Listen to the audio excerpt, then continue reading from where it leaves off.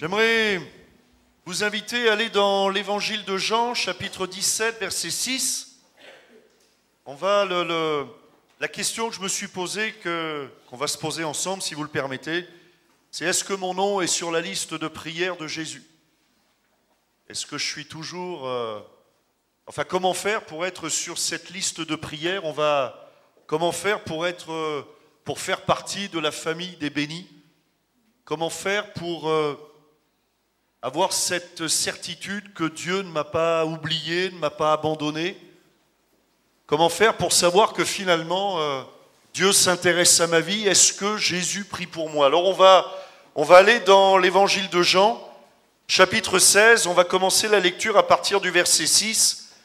Et c'est une prière très intéressante parce que c'est une fraction de la Bible où, la parole de Dieu nous montre une intimité entre Jésus, le Fils de Dieu, et son Père. Voilà une prière que Jésus adresse à son Père. Et c'est pas souvent dans la Bible. Et voilà que là, en quelque sorte, Dieu nous ouvre vraiment son intimité. Et Jésus aussi nous ouvre son intimité, nous montre qu'est-ce qui se passe entre le Fils et le Père, qu'est-ce qu'ils se disent dans les hautes sphères, de quoi Dieu parle, qu'est-ce qui intéresse le cœur de Jésus, vers quoi son regard se tourne-t-il. Voilà, on le voit dans Jean 17, en tout cas, on voit quelque chose d'extrêmement important. Voilà ce que Jésus dit à son Père. « J'ai fait connaître ton nom aux hommes que tu m'as donnés du milieu du monde. Ils étaient à toi et tu me les as donnés et ils ont gardé ta parole. Maintenant, ils ont connu que tout ce que tu m'as donné vient de toi, car je leur ai donné les paroles que tu m'as données et ils les ont reçues. Et ils ont vraiment connu que je suis sorti de toi, et ils ont cru que tu m'as envoyé. C'est pour eux que je prie. Je ne prie pas pour le monde, mais pour ceux que tu m'as donnés, parce qu'ils sont à toi. Et tout ce qui est à moi est à toi, et ce qui est à toi est à moi, et je suis glorifié en eux. Je ne suis plus dans le monde, et ils sont dans le monde, et je vais à toi. Père Saint, garde en ton nom ceux que tu m'as donnés, afin qu'ils soient un comme nous. Lorsque j'étais avec eux dans le monde, je les gardais en ton nom. J'ai gardé ceux que tu m'as donnés, et aucun d'eux ne s'est perdu. Sinon le fils de perdition, afin que l'écriture fût accomplie. Et maintenant je vais à toi, et je dis ces choses dans le monde, afin qu'ils aient en eux ma joie parfaite. Je leur ai donné ta parole, et le monde les a haïs, parce qu'ils ne sont pas du monde, comme moi je ne suis pas du monde. Je ne te prie pas de les ôter du monde, mais de les préserver du mal. Ils ne sont pas du monde, comme moi je ne suis pas du monde, sanctifie-les par ta vérité, ta parole est la vérité. Amen. Alors mon nom est-il inscrit sur la liste de prières de Jésus? Alors je vais vous faire une réponse à la normande, ou à la normand que je suis plutôt. Peut-être bien que oui, peut-être bien que non. Vous savez qu'on parle comme ça en Normandie. Vous savez pourquoi on parle comme ça en Normandie? Parce que quand il ne pleut pas, c'est qu'il va pleuvoir. Et quand il a plu, c'est qu'il pleut, remarquez. Voilà que dans cette prière de Jésus, avez-vous remarqué qu'il y a quand même comme de l'exclusion. Je ne te prie pas pour le monde, verset 9, mais pour ceux que tu m'as donnés parce qu'ils sont à toi. Alors qui est sur cette fameuse liste? En réalité, bien sûr, la Bible nous dit que Dieu veut que tous parviennent au salut, à la connaissance de la vérité. Mais comment entrer sur le chemin de la bénédiction? Comment entrer sur le chemin du salut? Comment entrer sur cette fameuse liste de prières, ou plus exactement, comment entrer sur la liste du livre de vie et sortir de la liste du livre de la mort? Comment faire pour que mon nom soit inscrit sur le livre de vie? Le premier point, c'est que nous voyons que dans cette prière, Dieu veut nous faire passer d'une religion à une relation. On ne voit pas dans l'Évangile et dans toute la parole de Dieu, on est loin d'un discours religieux. Jésus lui-même n'est pas venu pour instituer une nouvelle religion. Voilà le but de Dieu, le but de Jésus, la volonté de Jésus, c'est « j'ai fait connaître ton nom ». La volonté de Dieu, c'est que nous le connaissions. Voilà la volonté de Dieu. La volonté de Dieu, c'est que nous sachions qui est Dieu, que nous le connaissions d'une manière, intime, pas d'une manière intellectuelle, mais d'une manière presque aussi émotionnelle, d'une manière intime, d'avoir cette relation avec Dieu. J'ai fait connaître ton nom. Regardez, hein, il dit aussi, Jésus, ils ont vraiment connu que je suis sorti de toi, et ils ont cru que tu m'as envoyé. Alors on est loin d'un discours religieux. Dieu ne veut pas faire de nous des religieux en instituant des rites, des us, des coutumes, des costumes, mais on est là dans une autre pensée. Voilà que la volonté de Dieu, l'œuvre de Jésus, c'est de nous mettre en relation. Et tout le sens de nos soirées d'évangélisation, c'est de vous permettre de réaliser qu'il est possible de s'approcher de Dieu, parce que, au fond, le message de l'évangile, c'est que Dieu s'est approché des hommes. Voilà le fond du message de l'évangile, il est là. La croix du calvaire, c'est bien sûr Jésus crucifié à la croix, mais c'est aussi Dieu incarné en homme qui est venu à la rencontre des êtres humains, qui est venu à notre rencontre, à votre rencontre. Et tout le message de l'évangile, c'est Dieu s'est approché des hommes, et parce que Dieu s'est approché des hommes, il nous a donné la possibilité à nous les hommes de nous approcher de Dieu. Voilà le message de l'évangile. Et donc, toute l'œuvre de Jésus et cette prière que Jésus fait à son Père, c'est, voilà, je te l'ai fait connaître, j'ai fait connaître ton nom. La volonté de Jésus, c'est de nous amener à cette relation intime avec le ciel, avec une connexion, pour prendre des termes d'aujourd'hui, avec une connexion haut débit, sans interruption avec le ciel, une connexion directe, illimitée. Et tout est question dans la Bible de relation. Et avez-vous remarqué que dans la vie, tout est question de relation. Et ce qui fait souffrir, c'est ce qu'on appelle des ruptures de relation. Et il y a rupture de relation avec le ciel. La Bible nous dit qu'à cause de nos péchés, nous sommes séparés de la gloire de Dieu. Savez-vous que la mort, finalement, qu'est-ce que c'est au fond que la mort? La mort, c'est de la séparation. Lorsque nous assistons à des services d'inhumation, lorsque on utilise cette expression les uns les autres, hein, nous avons perdu un être cher. Ça veut dire ce que ça veut dire. Ça veut dire qu'il est mort, qu'il est décédé. Ça veut dire que nous sommes séparés de cet être que nous aimions tant. C'est fini, c'est terminé. Nous sommes séparés. Et la souffrance vient de cette séparation comme, comment dirais-je, irrévocable. C'est une séparation définitive. Et ce qui fait souffrir les êtres humains, c'est tant qu'il n'y a pas cette relation avec Dieu, eh bien, il y a comme un manque. C'est ce qui fait que nous avons, y compris dans notre pays, des pays qui fait partie quand même des plus riches de la planète, tellement de dépression, tellement d'alcoolisme, 5 millions d'alcooliques, 2 millions de drogués, c'est 15 à 20 000 suicides par an en France. C'est, voyez-vous, c'est comme un manque, un vide, un besoin qui n'est pas assouvi. Pourquoi? Parce que je ne suis pas en relation avec Dieu. Et tant que je n'ai pas cette relation avec Dieu, je suis comme un être inachevé. Voilà. Je suis comme un être qui n'est pas accompli. Et donc la volonté de Jésus, c'est j'ai fait connaître ton nom. Ma volonté, mon désir, c'est qu'ils te connaissent, toi, le seul vrai Dieu.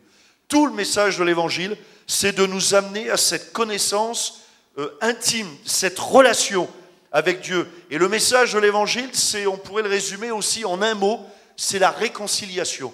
Réconciliation entre le ciel et la terre, réconciliation entre Dieu et les hommes. Et Jésus est venu pour briser ce mur de péché par la croix. Il est venu briser ce mur, ce péché, le mur de l'iniquité qui nous séparait de Dieu. Et c'est pour ça que celui qui meurt en Christ, eh bien celui-là ressuscitera.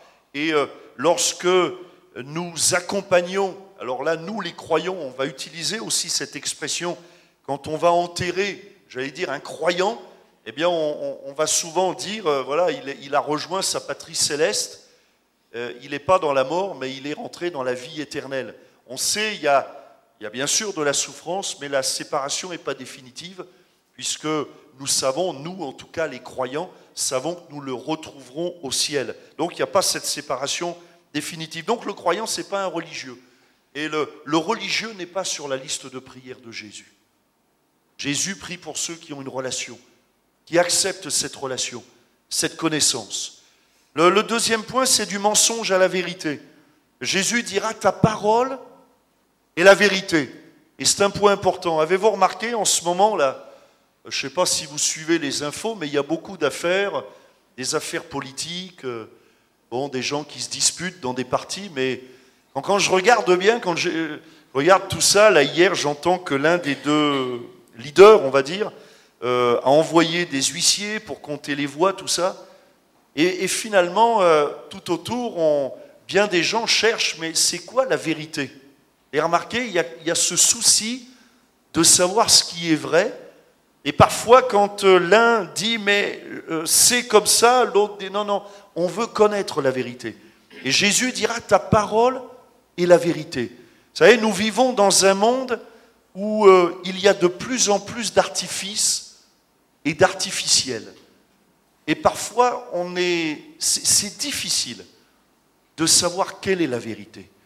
Il y a encore quelques jours, là, j'écoutais ces manifestants qui manifestaient contre la construction d'un aéroport. Bon, voilà, je ne veux pas rentrer dans les détails, mais enfin, bon, voilà, des choses qui nous intéressent dans l'actualité. Et là encore, je me suis dit, alors les uns disent, ouais, mais là, ça ne sert à rien. Les autres disent, bah ouais, mais il en faut un deuxième. Et je me pose, j'imagine, la question que bien des gens se posent, mais c'est quoi la vérité alors? On va nous la dire, cette fichue vérité? On va nous dire ce qui est vrai? Au lieu de voir les gens s'étriper, mais quelle est la vérité? Qui nous dira la vérité? Et parfois, quand un homme politique se lève en disant « je vais vous dire ce qui est vrai », vous remarquez que plus ils le disent, et moins on est rassuré. Ou il n'y a que moi que ça arrive. Mais voilà que Jésus arrive en disant à son Père « ta parole est la vérité ». Sous-entendu, il y a d'autres paroles qui ne sont pas la vérité. Jésus, par exemple, parlera du diable. Nous croyons à la réalité de Dieu et nous croyons aussi à la réalité du diable. Nous croyons que le diable aussi est vivant, il est réel. Lui aussi a un plan pour chacun d'entre nous de destruction. Jésus en parlera de la réalité du diable, de l'existence du diable. Et il le définira dans ces termes en disant qu'il est le père du mensonge. Le père du mensonge est meurtrier dès le commencement. Jésus fera même une relation entre le mensonge et le meurtre. Mais le mensonge, c'est ce qui tue la vérité. C'est une évidence, hein? Mais le mensonge, c'est aussi ce qui tue l'espoir. C'est ce qui tue la réalité. C'est ce qui tue la liberté, l'affranchissement. Et c'est pour ça que Jésus nous dira, la vérité vous affranchira, vous libérera, vous délivrera. Alors Jésus dira, mais ta parole est la vérité.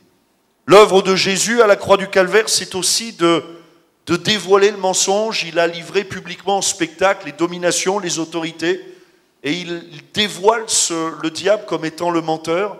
Il dévoile tous les démons comme cette puissance de ténèbres, d'obscurcissement, de paralysie. Et la croix révèle la vérité d'un Dieu qui nous aime. Voilà la vérité d'un Dieu à qui tout est possible. Et donc Jésus dira, mais ta parole est la vérité. Vous voulez connaître la vérité? Et un conseil à vous donner, c'est lisez la Bible. Lisez la Bible. Ce n'est pas la peine de lire les horoscopes, vous perdez votre temps, mais lisez la Bible. Lisez la Bible. L'avenir ne se trouve pas dans les étoiles, l'avenir ne se trouve pas dans les lignes de la main, ni dans le mar de café, mais notre avenir, notre présent même, se trouve dans la parole de Dieu. Ta parole est la vérité. Il y a une parole qui est une référence, c'est la Bible. Et il y a ces paroles, donc Jésus met en évidence, mais il y a d'autres paroles qui blessent, qui obscurcissent, qui paralysent, qui font peur, qui aveuglent, qui assourdissent, qui nous mènent ou nous entraînent dans le mensonge et qui nous perdent. Mais ta parole est la vérité. Il y a une parole qui sauve. Il y a une parole qui guérit. Une parole qui relève. La Bible nous dit que Jésus est venu chercher et sauver ceux qui étaient perdus. Et entre parenthèses, y compris en proclamant la parole de la vérité. D'ailleurs, Jésus lui-même est la parole. La Bible va même l'appeler le Verbe. Il est le Verbe incarné, la parole. Jésus dira de lui, je suis la vérité. Il est la vérité. Et quiconque le suit ne marchera plus dans les ténèbres, c'est-à-dire dans le mensonge, mais marchera dans la vérité, dans la réalité. Et la vérité, mes amis, c'est que Dieu est vivant. La vérité, c'est que Dieu vous aime. La vérité, c'est qu'à Dieu, tout est possible. Je me souviens, il y a des années de ça, lorsque j'avais un travail séculier, j'avais offert une Bible à un de mes collègues, enfin c'était un ami, on avait fait nos études ensemble, alors j'étais assez libre avec lui, et je lui ai donné une Bible, enfin offert une Bible, et quelques semaines plus tard, il me dit, mais Bruno, wow, la Bible c'est compliqué. Et alors, attendez, je lui ai répondu, parce que c'est un gars que je connaissais bien, ça va? Alors je lui ai dit, tu sais, il s'appelait Christian, tiens. Il est où, Pioup? Pioup, si tu es vivant, lève la main. Bon, il s'appelait Christian. Et je lui ai dit, Christian, la Bible est compliquée pour les gens compliqués. Mais elle est simple pour les gens simples. Je remarque que la parole de Dieu est la vérité, elle nous conduit dans la vérité. Et cet ami que je connaissais bien, en fait, ne voulait pas entendre la vérité. Ne voulait pas entendre cette réalité, n'a pas ouvert son cœur. C'est pour ça que Jésus veut nous mettre en relation avec le ciel. Jésus est venu chercher et sauver ce qui était perdu. Un autre point, c'est que Jésus veut nous transporter aussi de la croyance à la foi. Je ne te prie pas de les ôter du monde, mais de les préserver du mal. Ils ne sont pas du monde, comme moi je ne suis pas du monde. Et Jésus, là, nous parle du monde. Comment dire, de la mondanité, quoi. Ça sous-entend que Jésus nous dit, mais le croyant, il est transformé, ça se voit dans sa vie. J'ai remarqué que les croyances ne transforment jamais personne, mais que la foi bouleverse des vies. J'ai remarqué que la foi délivre l'alcoolique de l'alcool. J'ai remarqué que la foi délivre le drogué de la drogue. J'ai remarqué que la foi délivre l'angoissé, le désespéré du désespoir, alors que la croyance ne délivre de rien du tout. La Bible nous dit, c'est Jacques qui dira, tu crois que dans Jacques 2,19, tu crois qu'il y a un seul Dieu, tu fais bien, regardez bien, les démons le croient aussi et ils tremblent. Les démons aussi, ils croient. Alors vous pourriez me dire, bah, ils croient en Dieu, bah, alors ils croient, ils sont sauvés. Bah oui, mais non, mais ils croient, ils ont une croyance, ils croient. Mais la foi, c'est non seulement croire que Dieu est vivant, mais c'est la foi sous-entend l'obéissance. Vous voyez la différence? Les démons, ils croient, mais ils n'obéissent pas à Dieu. Sinon, ce ne seraient pas des démons. Ils n'obéissent pas, ils désobéissent, ils vivent dans la rébellion. La croyance n'a jamais sauvé personne. Par exemple, moi, si on me dit, c'est pas que mon ventre a poussé, moi, c'est les muscles, mais imaginons que ce soit mon ventre. Et vous me disiez, je connais un régime pour que tu maigrisses. Je te crois, mais si je fais jamais rien, je serai dans le mode de la croyance. Vous voyez ce que je veux dire? Ouais, j'y crois. J'y crois qu'il faut que j'arrête la charcuterie. Il y en a qui ont essayé d'arrêter la charcuterie? Il n'y a pas de honte? Oui, ça va. Du coup, il y en a un qui lève la main, c'est bien. Ah, béni. C'est pour ça que tu n'es pas gros d'ailleurs. Hein. Vous voyez, mais si je continue, ouais, mais moi je continue à manger la charcuterie. Ben oui, j'y crois, mais je ne pratique pas. Vous voyez, quand on parle des croyants non pratiquants, mais les croyants non pratiquants, ça n'existe pas. Tu as la foi ou tu n'as pas la foi. Les démons croient, mais ils tremblent. Ils vivent dans l'angoisse, ils tremblent, ils ont peur. Ils tremblent face à Dieu parce qu'ils n'ont pas la foi. Et la croyance n'a jamais sauvé personne. Et même les croyances en général. D'ailleurs, savez-vous que nous, les enfants de Dieu, on n'est pas des gens crédules. La crédulité n'a rien à voir avec la foi. La foi, c'est un objet précis. La foi est une ferme assurance des choses qu'on espère. La foi est une démonstration de celles qu'on ne voit pas. La foi est tournée vers le seul vrai Dieu, l'unique vrai Dieu. La foi s'appuie sur Jésus, le rocher des siècles. La foi, elle obéit à Dieu. Voyez-vous? Et la croyance ne sauve pas, mais la foi, elle sauve. La foi qui consiste à se confier en Dieu, à faire confiance. Voilà, c'est ça, je trouve, me semble-t-il, hein, le synonyme le plus proche de la foi, c'est faire confiance. Faire confiance, c'est la confiance sous-entend, réfléchissez bien à ça, la confiance sous-entend l'obéissance. Je te fais confiance. Par exemple, tu me dis, faut pas manger, faut arrêter la charcuterie. Je te fais confiance. Si je dis que je te fais confiance, ben, je vais arrêter de manger la charcuterie ou pas. Vous voyez? Donc d'une certaine manière, je vais obéir à ce que tu dis, si je fais confiance. D'accord? Eh bien la foi, c'est la même chose. Je te fais confiance, Seigneur. Je te fais confiance. Alors si tu me dis que le feu, ça brûle, j'y mettrai pas ma main.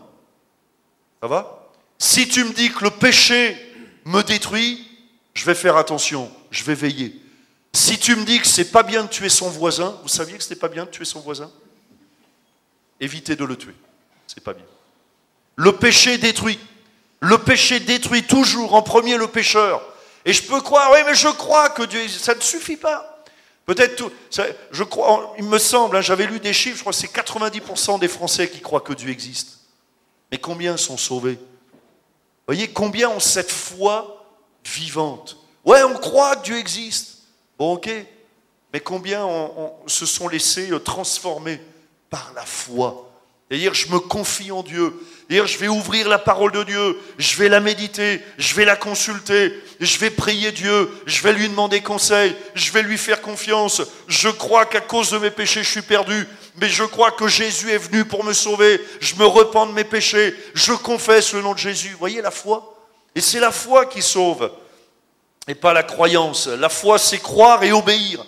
Donc, faire confiance. Et puis enfin, de passer... la prière de Jésus à son Père, c'est de nous faire passer de l'amour du monde à l'amour de Dieu.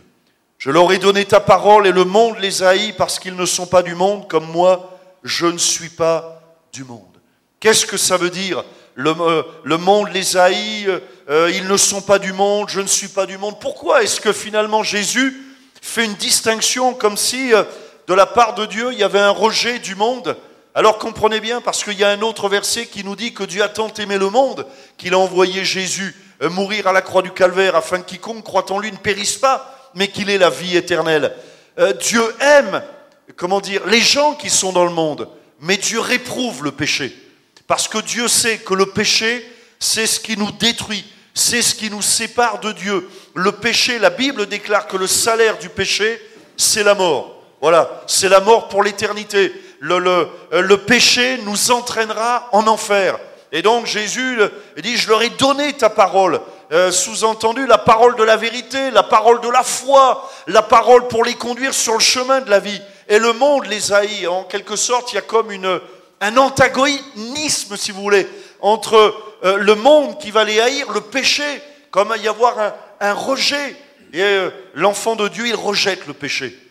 Il rejette le péché. Dieu rejette le péché, mais accueille le pécheur. Et peut-être quelqu'un ce soir dit, ouais, mais moi je vis dans le péché. Viens au pied de la croix. Confie-toi en Dieu. Repens-toi de tes péchés. Ta vie sera transformée. Vous savez, la grande différence entre la religion et l'évangile, c'est que la religion dit à l'alcoolique, par exemple, arrête de boire, ce que justement l'alcoolique ne peut pas faire. Un vrai alcoolique ne peut pas arrêter. Bon, c'est comme ça. Arrête de boire. Alors il l'accuse. Jésus dit, donne-moi ta vie. Et moi, je vais t'aider à te sortir de l'alcoolisme. Voilà la différence. Jésus accueille le pécheur. La Bible nous dit, venez à moi, vous tous qui êtes fatigués et chargés, et je vous donnerai du repos. Est-ce que je peux demander aux musiciens de revenir? Voilà, Dieu dénonce le péché. Dieu a en horreur le péché. C'est vrai que la Bible est encore ce livre. C'est peut-être bien aujourd'hui le seul livre qui parle tant du péché. Hein? Et c'est encore le best-seller mondial. Je lisais encore sur Internet, c'est le livre le plus lu dans le monde aujourd'hui, loin devant, bon, je ne citerai pas les autres, mais loin devant tous les autres best-sellers. Et pourtant, ce livre parle beaucoup du péché, de choses qu'on n'aime pas entendre. Mais justement, c'est la parole de la vérité, c'est la vérité. Jésus nous dit la vérité. Jésus ne nous dit pas tout le monde il est beau, tout le monde il est gentil, tout le monde il ira au paradis. C'est pas ça que Dieu nous dit. Dieu nous dit tout le monde a péché. Le salaire du péché c'est la mort. Et la Bible nous dit que Dieu nous a envoyé un moyen de salut, c'est Jésus.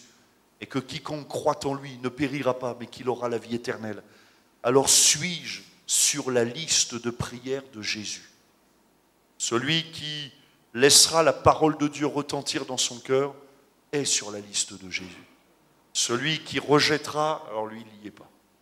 Celui qui acceptera, celui qui se tourne vers Dieu, celui qui laissera sa conscience être réveillé par l'Esprit de Dieu. La Bible dit, Jésus dira, sanctifie-les par ta vérité, ta parole est la vérité.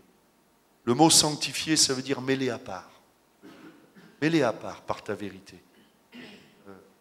Garde-les, sauve-les, préserve-les, mets-les à part. J'aimerais que ce soir nous puissions réaliser que la croix c'est la vérité, c'est une réalité. Que Jésus est vraiment mort à la croix du Calvaire afin de nous accorder le pardon de nos péchés. Que le pardon des péchés, c'est pas quelque chose de compliqué, mais que le pardon des péchés s'obtient par la repentance. On a parfois voulu nous faire croire que l'évangile c'était quelque chose de compliqué, que c'est compliqué de prier, que c'est compliqué de s'approcher de Dieu. C'est très simple. Il suffit d'ouvrir votre cœur. C'est pas compliqué de prier, c'est extrêmement simple. Il suffit de faire un cœur à cœur avec Dieu. On a voulu faire croire parfois que c'est difficile d'obtenir la guérison, la bénédiction. C'est très simple. Il suffit encore une fois d'ouvrir son cœur. Il n'y a rien de plus simple que d'hériter des promesses de Dieu. Sanctifie-les par ta vérité. Ta parole est la vérité. Le mensonge, c'est de nous faire croire que ce n'est pas possible, tu n'y arriveras pas.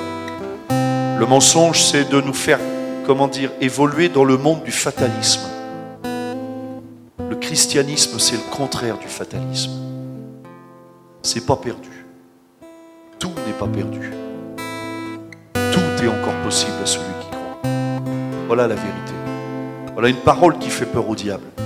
Voilà une parole qui fait peur à la puissance des ténèbres. Et la vérité, c'est que tout est possible à celui qui croit. Il est possible que ta vie soit transformée. Simplement, il suffit de t'approcher de Dieu. Simplement, il te suffit de le prier, d'invoquer son nom. Comment le prier? Avec ton cœur, avec tes mots. Dieu entend. Dieu comprend. Je vais vous dire même mieux que ça. Dieu attend. Ça fait peut-être des années que Dieu attend ta prière. Ça fait peut-être des années que Dieu t'avait fixé rendez-vous. Ça fait des années que Dieu voulait te parler. Dieu soupire après ta prière. Il l'attend.